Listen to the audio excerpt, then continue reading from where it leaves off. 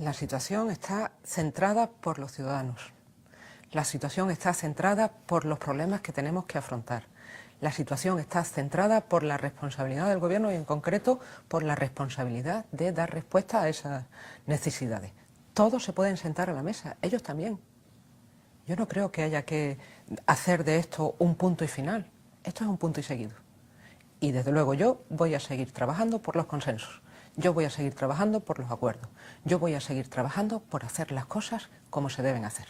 Esto no consiste en apuntar en un papel unos números para que luego, al día siguiente, se empiecen a cumplir. Estos son nuestros recursos, esto es lo que podemos hacer, estas son nuestras prioridades.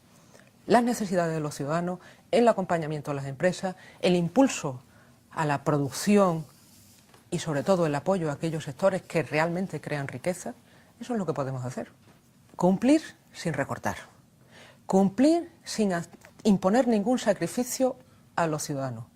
Cumplir en el mismo plazo que tiene el Estado, es decir, ir cumpliendo paulatinamente y haciendo ese esfuerzo que estamos haciendo, y creo que hemos avanzado, porque los objetivos de estabilidad, una parte muy importante es el plazo medio de pago a proveedores. No podemos tener las facturas en un cajón, no nos podemos financiar con el dinero de las empresas.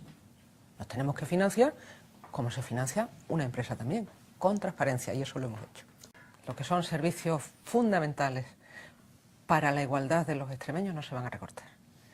Ni educación, ni sanidad, ni dependencia. En dependencia, además, reivindicamos que el Estado ponga su parte, que la tiene que poner, que está en la ley.